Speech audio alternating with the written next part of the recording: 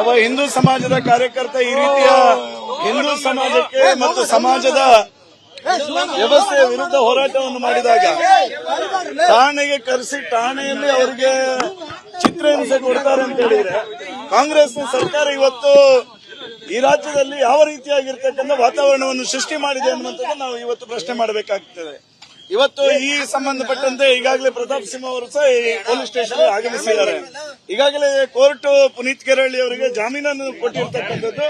ಇವತ್ತು ಯಾವ ರೀತಿಯಾಗಿರ್ತಕ್ಕಂಥ ಕಾನೂನು ಸುವ್ಯವಸ್ಥೆಯನ್ನು ಈ ರಾಜ್ಯದ ಕಾಂಗ್ರೆಸ್ ಸರ್ಕಾರ ಇವತ್ತು ರಾಜ್ಯದಲ್ಲಿ ನಡೆಸ್ತಾ ಇದೆ ಎನ್ನುವಂಥದ್ದು ನಾನು ಪ್ರಶ್ನೆ ಮಾಡ್ತಾ ಇದ್ದೇನೆ. ಮನೆ ಬಂದಂತೆ ಪೊಲೀಸ್ ಇಲಾಖೆ ಅಧಿಕಾರಿಗಳು ನಡೆಸಿಕೊಳ್ತಾರೆ ಅಂತ ಹೇಳಿದ್ರೆ ಹಾಗಾದ್ರೆ ಕಾನೂನು ಸುವ್ಯವಸ್ಥೆ ಎಲ್ಲಿದೆ ಈ ರಾಜ್ಯದಲ್ಲಿ? ಸಿದ್ದರಾಮಯ್ಯ ಅವರ ಸರ್ಕಾರ ಇವತ್ತು ಹಿಂದೂ ವಿರೋಧಿಯಾಗಿರ್ತಕ್ಕಂಥ ಧೋರಣೆಯನ್ನು ಈ ರೀತಿಯಾಗಿ ಪೊಲೀಸ್ ಇಲಾಖೆಯನ್ನೇ ಗೂಂಡಾಗಳ ರೀತಿಯಲ್ಲಿ ವರ್ತಿಸಿಕೊಳ್ಳುವ ರೀತಿಯಲ್ಲಿ ಇವತ್ತು ರಾಜ್ಯದಲ್ಲಿ ನಡೆಸಿಕೊಳ್ತಾ ಇದ್ದಾರೆ ಅಂತ ಹೇಳಿದ್ರೆ ಇದಕ್ಕೆ ಖಂಡಿತವಾಗಿ ನಾವು ಇದನ್ನು ಈಗಾಗಲೇ ಸಾಬೀತಾಗಿರ್ತಕ್ಕಂಥ ಗೃಹ ಮಂತ್ರಿಗಳು ಕೂಡ ಹೇಳಿದ್ದಾರೆ ಅದು ನಾಯಿ ಮಾಂಸ ಅಲ್ಲ, ಅದು ಮೇಕೆ ಮಾಂಸ ಅಂತ ಹೇಳಿ. ಆದಿಗ್ಯೂ ಕೂಡ ಕುರಿ ಮಾಂಸ ಇಲ್ಲಿ ಒಂದು ಆದ್ರೆ ಸ್ಥಳೀಯ ಕಾನೂನು ಸುವ್ಯವಸ್ಥೆ ಧಕ್ಕೆ ತರೋ ರೀತಿಯಲ್ಲಿ ನಡ್ಕೊಂಡಿದ್ರೆ ಹಂಗಾಗಿ ನಾವು ಕಾನೂನು ಕ್ರಮ ಕೈಗೊಂಡಿದೀವಿ ಅಂತಾರೆ. ಸ್ವಾಮಿ ಅನೇಕ ಸಂದರ್ಭಗಳಲ್ಲಿ ಮುಂಚೆನೆ ತನಿಖಾ ವರದಿಯನ್ನು ಕೊಟ್ಟಿರ್ತಕ್ಕಂಥ ಉದಾಹರಣೆಗಳು ಇದೆ. ಪ್ರಿಯಾಂಕ್ ಖರ್ಗೆ ಅವರು ಸಹ ತನಿಖಾ ವರದಿಯನ್ನು ಮುಂದೆನೆ ಕೊಟ್ಟಿದ್ರು. ಗೃಹ ಸಚಿವರು ಸಹ ಅನೇಕ ಸಂದರ್ಭಗಳಲ್ಲಿ ಮುಂದೆನೆ ಕೊಟ್ಟಿದ್ರು. ಇದು ಕಾಂಗ್ರೆಸ್ ಸರ್ಕಾರ ಯಾವ ರೀತಿಯಾಗಿರ್ತಕ್ಕಂಥ ವ್ಯವಸ್ಥಿತ ಷಡ್ಯಂತ್ರ ಮಾಡ್ತದೆ ಅನ್ನುವಂಥದ್ದಕ್ಕೆ ಈ ರಾಜ್ಯದ ಜನರಿಗೆ ಗೊತ್ತಿದೆ. 100% ನಾನು ಹೇಳ್ತೇನೆ.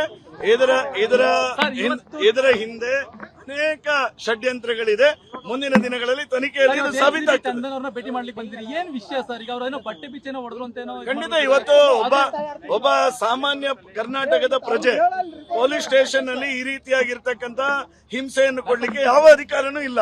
ಅದು ಪುನೀತ್ ಕೆರಳ್ಳಿಯ ವಿಚಾರದಲ್ಲಿ ಪುನೀತ್ ಕೆರಳ್ಳಿಯನ್ನು ಒಂದು ಯಾವ ರೀತಿಯಲ್ಲಿ ನಡೆಸಿಕೊಂಡಿದ್ದಾರೆ ಎನ್ನುವುದು ಸ್ವತಃ ಪುನೀತ್ ಕೆರಳ್ಳಿ ಅವರೇ ಹೇಳಿದ್ದಾರೆ.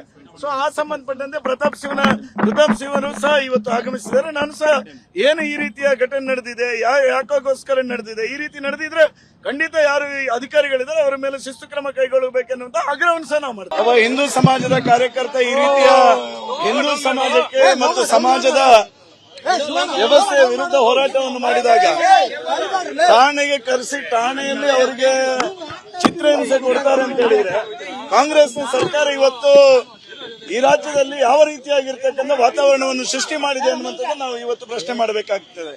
ಇವತ್ತು ಈ ಸಂಬಂಧಪಟ್ಟಂತೆ ಈಗಾಗಲೇ ಪ್ರತಾಪ್ ಸಿಂಹ ಅವರು ಸಹ ಈ ಪೊಲೀಸ್ ಸ್ಟೇಷನ್ ಆಗಮಿಸಿದ್ದಾರೆ. ಈಗಾಗಲೇ ಕೋರ್ಟ್ ಪುನೀತ್ ಕೆರಳ್ಳಿ ಅವರಿಗೆ ಜಾಮೀನನ್ನು ಕೊಟ್ಟಿರ್ತಕ್ಕಂಥದ್ದು.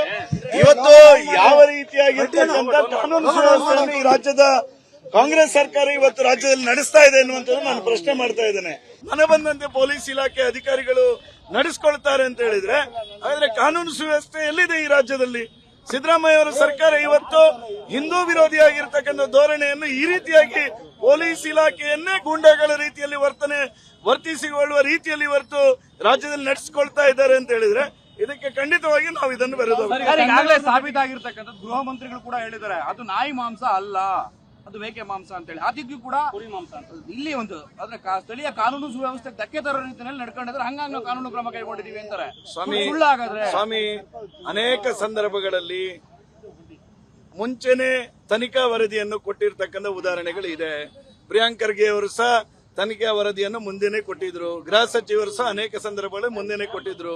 ಇದು ಕಾಂಗ್ರೆಸ್ ಸರ್ಕಾರ ಯಾವ ರೀತಿಯಾಗಿರ್ತಕ್ಕಂಥ ವ್ಯವಸ್ಥಿತ ಷಡ್ಯಂತ್ರ ಮಾಡ್ತದೆ ಅನ್ನುವಂಥದ್ದಕ್ಕೆ ಈ ರಾಜ್ಯದ ಜನರಿಗೆ ಗೊತ್ತಿದೆ.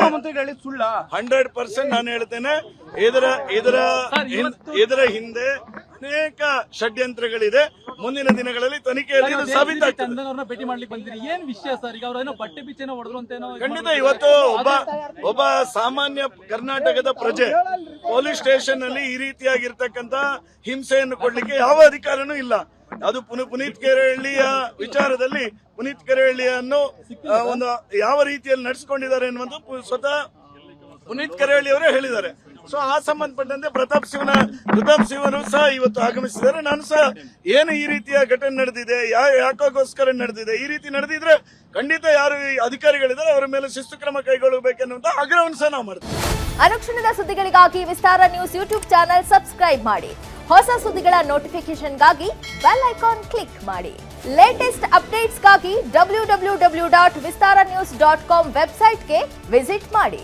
ಅಂಗೈಯಲ್ಲೇ ಜಗತ್ತಿನ ಸುದ್ದಿ ತಿಳಿಯಲು ವಿಸ್ತಾರ ನ್ಯೂಸ್ ಕನ್ನಡ ಆಪ್ ಡೌನ್ಲೋಡ್ ಮಾಡಿ.